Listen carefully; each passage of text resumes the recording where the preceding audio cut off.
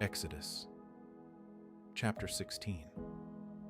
They took their journey from Elim, and all the congregation of the children of Israel came to the wilderness of Sin, which is between Elim and Sinai, on the 15th day of the second month after their departing out of the land of Egypt. The whole congregation of the children of Israel murmured against Moses and against Aaron in the wilderness. And the children of Israel said to them, "We wish that we had died by Yahweh's hand in the land of Egypt, when we sat by the meat pots, when we ate our fill of bread. For you have brought us out into this wilderness to kill this whole assembly with hunger." Then Yahweh said to Moses, "Behold, I will rain bread from the sky for you, and the people shall go out and gather a day's portion every day, that I may test them, whether they will walk in my law or not. It shall come to pass on the 6th day, that they shall prepare that which they bring in, and it shall be twice as much as they gather daily." Moses and Aaron said to all the children of Israel, "At evening you shall know that Yahweh has brought you out from the land of Egypt. In the morning you shall see Yahweh's glory, because he hears your murmurings against Yahweh. Who are we that you murmur against us?" Moses said, "Now Yahweh will give you meat to eat in the evening, and in the morning bread to satisfy you, because Yahweh hears your murmurings which you murmur against him. And who are we? Your murmurings are not against us, but against Yahweh." Moses said to Aaron, "Tell all the congregation of the children of Israel, come close to Yahweh, for he has heard your murmurings."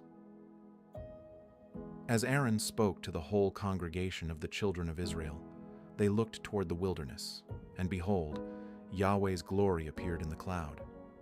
Yahweh spoke to Moses, saying, "I have heard the murmurings of the children of Israel.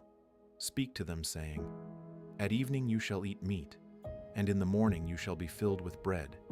Then you will know that I am Yahweh your God." In the evening, quail came up and covered the camp, and in the morning the dew lay around the camp.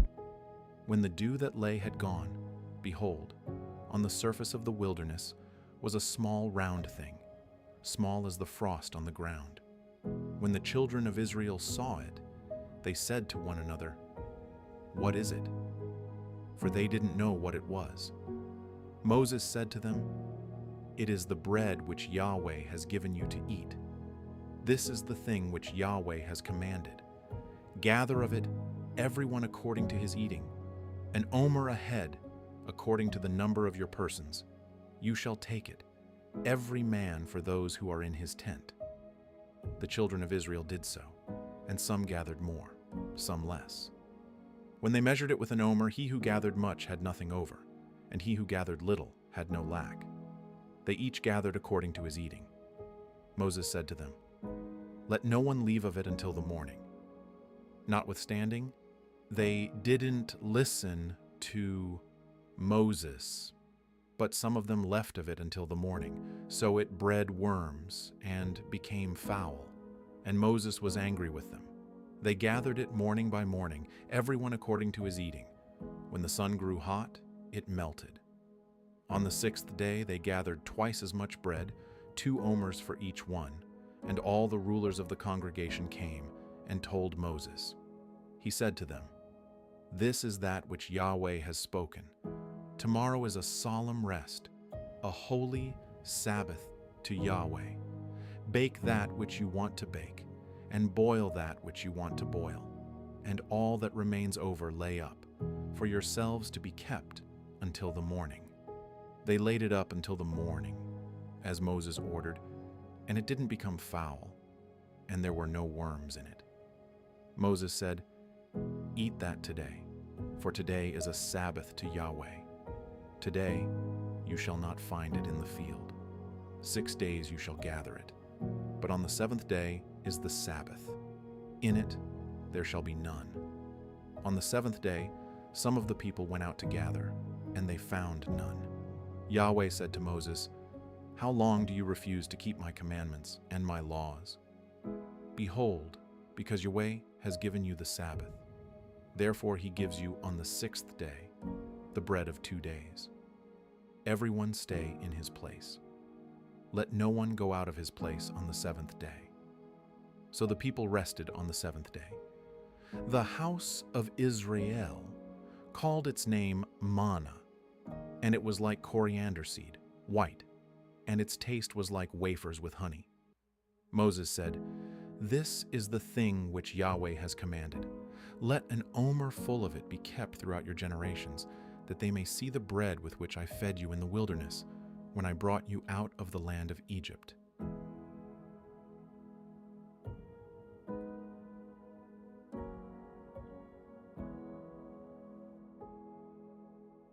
Moses said to Aaron, "Take a pot and put an omer full of manna in it, and lay it up before Yahweh, to be kept throughout your generations." As Yahweh commanded Moses, so Aaron laid it up before the testimony, to be kept. The children of Israel ate the manna 40 years, until they came to an inhabited land. They ate the manna until they came to the borders of the land of Canaan.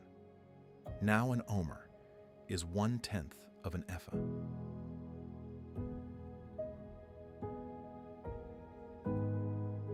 Exodus chapter 17. All the congregation of the children of Israel traveled from the wilderness of Sin, starting according to Yahweh's commandment, and encamped in Rephidim, but there was no water for the people to drink. Therefore the people quarreled with Moses and said, "Give us water to drink." Moses said to them, "Why do you quarrel with me? Why do you test Yahweh?" The people were thirsty for water there. So the people murmured against Moses and said, "Why have you brought us up out of Egypt to kill us, our children, and our livestock with thirst?" Moses cried to Yahweh, saying, "What shall I do with these people? They are almost ready to stone me."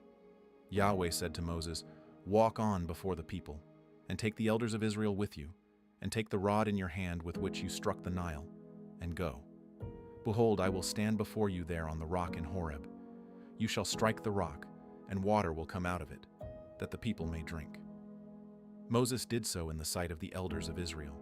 He called the name of the place Massah and Meribah, because the children of Israel quarreled, and because they tested Yahweh, saying, "Is Yahweh among us or not?" Then Amalek came and fought with Israel in Rephidim. Moses said to Joshua, "Choose men for us and go out to fight with Amalek. Tomorrow I will stand on the top of the hill with God's rod in my hand." So Joshua did as Moses had told him, and fought with Amalek, and Moses, Aaron, and Hur went up to the top of the hill. When Moses held up his hand, Israel prevailed. When he let down his hand, Amalek prevailed. But Moses' hands were heavy, so they took a stone and put it under him, and he sat on it. Aaron and Hur held up his hands, the one on the one side and the other on the other side. His hands were steady until sunset. Joshua defeated Amalek and his people with the edge of the sword.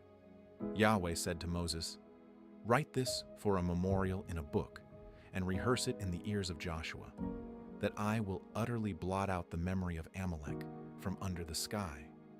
Moses built an altar and called its name Yahweh our banner. He said, "Yah has sworn, Yahweh will have war with Amalek from generation to generation." Exodus chapter 18. Now Jethro, the priest of Midian, Moses' father-in-law, heard of all that God had done for Moses, and for Israel his people, how Yahweh had brought Israel out of Egypt. Jethro, Moses' father-in-law, received Zipporah, Moses' wife, after he had sent her away, and her 2 sons. The name of one son was Gershom, for Moses said, "I have lived as a foreigner in a foreign land." The name of the other was Eliezer, for he said, "My father's God was my help, and delivered me from Pharaoh's sword." Jethro, Moses' father-in-law, came with Moses' sons and his wife to Moses into the wilderness where he was encamped, at the mountain of God. He said to Moses, "I, your father-in-law, Jethro, have come to you with your wife, and her 2 sons with her." Moses went out to meet his father-in-law and bowed and kissed him. They asked each other of their welfare, and they came into the tent. Moses told his father-in-law all that Yahweh had done to Pharaoh and to the Egyptians, for Israel's sake, all the hardships that had come on them on the way, and how Yahweh delivered them. Jethro rejoiced for all the goodness which Yahweh had done to Israel, in that he had delivered them out of the hand of the Egyptians. Jethro said, "Blessed be Yahweh, who has delivered you out of the hand of the Egyptians and out of the hand of Pharaoh, who has delivered the people from under the hand of the Egyptians. Now I know that Yahweh is greater than all gods, because of the way that they treated people arrogantly." Jethro, Moses' father-in-law, took a burnt offering and sacrifices for God. Aaron came with all the elders of Israel to eat bread with Moses' father-in-law before God. On the next day, Moses sat to judge the people, and the people stood around Moses from the morning to the evening. When Moses' father-in-law saw all that he did to the people, he said, "What is this thing that you do for the people? Why do you sit alone, and all the people stand around you from morning to evening?" Moses said to his father-in-law, "Because the people come to me to inquire of God. When they have a matter, they come to me, and I judge between a man and his neighbor and his laws." Moses' father-in-law said to him, "The thing that you do is not good. You will surely wear away, both you and this people that is with you, for the thing is too heavy for you. You are not able to perform it yourself alone. Listen now to my voice. I will give you counsel, and God be with you. You represent the people before God, and bring the causes to God. You shall teach them the statutes and the laws, and shall show them the way in which they must walk, and the work that they must do. Moreover, you shall provide out of all the people able men which fear God, men of truth, hating unjust gain, and place such over them to be rulers of thousands, rulers of hundreds, rulers of 50s, and rulers of 10s. Let them judge the people at all times. It shall be that every great matter they shall bring to you, but every small matter they shall judge themselves. So shall it be easier for you, and they shall share the load with you. If you will do this thing, and God commands you so, then you will be able to endure, and all these people also will go to their place in peace." So Moses listened to the voice of his father-in-law, and did all that he had said. Moses chose able men out of all Israel, and made them heads over the people, rulers of thousands, rulers of hundreds, rulers of 50s, and rulers of 10s. They judged the people at all times. They brought the hard cases to Moses, but every small matter they judged themselves.